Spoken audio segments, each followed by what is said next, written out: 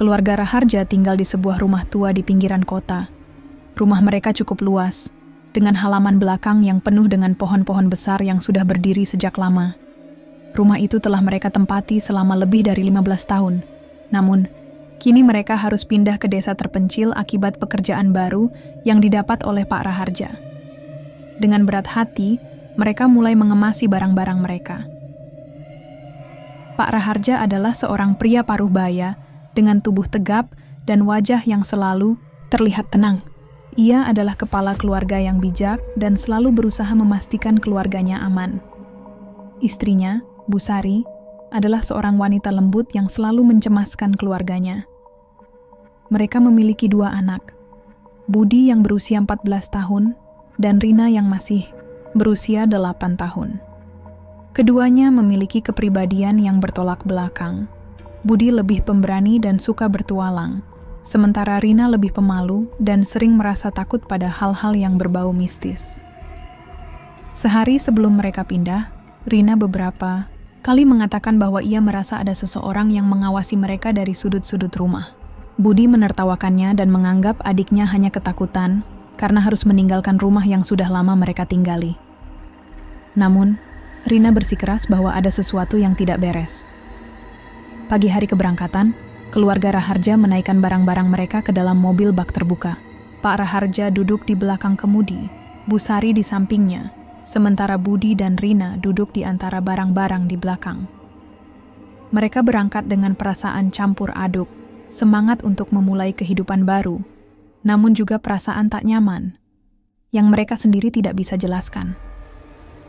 Perjalanan dimulai dengan lancar, namun setelah beberapa jam, mereka sampai di jalanan hutan yang terkenal dengan cerita-cerita mistis. Jalan ini adalah satu-satunya jalur alternatif setelah jalan utama ditutup akibat longsor. Pepohonan tinggi menjulang di sepanjang jalan, membuat sinar matahari sulit menembus. Semakin jauh mereka masuk ke dalam hutan, udara terasa lebih dingin, meskipun seharusnya tidak demikian di tengah siang bolong. Rina mulai meringkuk ketakutan, sementara Budi mencoba mengalihkan pikirannya dengan memainkan ponselnya. Namun, tak lama kemudian, sinyal mereka menghilang. "Pak, kenapa rasanya udara di sini aneh?" tanya Bu Sari dengan suara pelan. Pak Raharja tidak langsung menjawab. Ia hanya menggenggam kemudi lebih erat dan mempercepat laju mobil. Namun, tak lama kemudian, kabut tebal mulai turun, menutupi jalanan di depan mereka. Lampu mobil seolah tidak mampu menembus kabut itu. Suara ketukan perlahan terdengar di kaca jendela. Pak Raharja menoleh sekilas, namun tidak melihat siapapun. Bu Sari menggenggam tangannya dengan erat, sementara Budi mulai merasa ada yang tidak beres. "Ayah, aku dengar suara langkah kaki," kata Budi dengan suara bergetar. Pak Raharja menelan ludah. "Jangan lihat keluar, jangan bereaksi." Tiba-tiba, terdengar suara tawa lirih dari belakang mobil. Mereka semua terdiam, ketegangan semakin terasa. Ketika mereka mencoba melanjutkan perjalanan, muncul seorang perempuan berpakaian putih di tengah jalan. Pak Raharja mengerem mendadak. Perempuan itu berdiri diam, menatap mereka tanpa ekspresi. Bu Sari segera membaca doa. Namun, tiba-tiba perempuan itu menghilang begitu saja, meninggalkan bau anyir yang menyengat. Mereka semua membisu.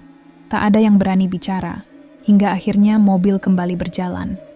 Namun, Budi melirik kaca spion dan melihat sesuatu yang membuatnya hampir pingsan. "Ayah, dia ada di belakang mobil." Pak Raharja menelan ludah. Dia tidak berani menoleh. Karena keadaan semakin gelap dan sulit untuk melanjutkan perjalanan, mereka memutuskan untuk bermalam di dalam mobil. Tengah malam, suara tangisan terdengar di luar mobil. Ketika Pak Raharja mengintip, ia melihat bayangan anak kecil menangis di bawah pohon besar. Ketika ia mendekat, anak itu mendongak dan matanya kosong, sebelum berlari ke dalam kegelapan. Rina mulai menangis ketakutan. "Bu, aku mau pulang. Aku nggak mau di sini." Bu Sari memeluk anaknya erat-erat. Mereka semua ketakutan, namun tak ada jalan keluar dari kegelapan yang menyelimuti mereka. Keesokan harinya, mereka melanjutkan perjalanan. Namun, anehnya, jalan yang mereka lalui seolah berputar-putar di tempat yang sama. seakan-akan mereka tidak pernah bergerak maju. Hingga akhirnya mereka bertemu seorang kakek tua yang tiba-tiba muncul di pinggir jalan. Kakek itu memperingatkan bahwa mereka telah memasuki bagian hutan yang tidak boleh dilewati manusia biasa. Kalian harus segera pergi sebelum matahari terbenam. Kalau tidak, kalian akan terjebak selamanya, kata kakek itu dengan suara berat. Kakek itu memberikan mereka seikat daun yang katanya bisa melindungi mereka dari makhluk-makhluk hutan. Ia juga menyuruh mereka untuk tidak berbicara atau menoleh ke belakang apapun yang terjadi. Dengan harapan baru, mereka melanjutkan perjalanan dengan lebih waspada. Ketika mereka berjalan, suara-suara itu kembali muncul. Kali ini lebih jelas, lebih dekat. Namun, mereka berusaha untuk tidak bereaksi. Malam berikutnya, bisikan kembali terdengar. Kali ini, suara itu lebih jelas, menyebutkan rahasia kelam masing-masing anggota keluarga. Rina menjerit karena suara itu menyebutkan nama temannya yang telah lama meninggal. Bu Sari menangis ketika suara itu menyebutkan sesuatu yang hanya ia dan almarhum ibunya ketahui. Pak Raharja mengepalkan tangan. Jangan dengarkan mereka, kita hampir sampai. Di hari keempat, mereka sadar bahwa ada sesuatu yang mengikuti mereka. Dari kaca spion, Pak Raharja melihat bayangan tinggi besar dengan mata merah yang terus berjalan di belakang mobil mereka. Setiap kali mereka mempercepat laju, bayangan itu tetap berada di jarak yang sama. Setelah perjalanan panjang dan penuh ketakutan, mereka akhirnya melihat pintu gerbang besar di ujung hutan. Namun, ketika mereka mendekat, jalanan di depan mereka tiba-tiba berubah menjadi jurang. Kakek tua yang mereka temui sebelumnya muncul kembali dan memperingatkan bahwa mereka harus mengambil jalan setapak kecil di samping kanan jika ingin selamat.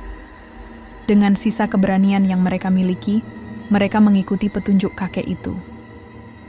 Jalan, setapak yang mereka lalui terasa lebih ringan, meski suara-suara aneh masih mengiringi.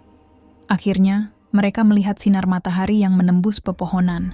Mereka keluar dari hutan dengan selamat dan menemukan desa yang mereka tuju. Penduduk desa menyambut mereka dengan heran. Seorang tetua desa mengatakan bahwa tidak ada satupun orang yang berhasil melewati hutan itu dalam 5 hari dan tetap hidup. Keluarga Raharja baru menyadari bahwa mereka telah berhadapan dengan makhluk-makhluk yang seharusnya tidak mereka ganggu. Mereka akhirnya menetap di desa dengan penuh rasa syukur. Namun, hingga kini, suara-suara dari hutan masih menghantui mereka dalam mimpi. Perjalanan itu bukan hanya sekadar perjalanan pindah rumah, tetapi juga perjalanan melintasi batas dunia yang tak terlihat oleh manusia biasa.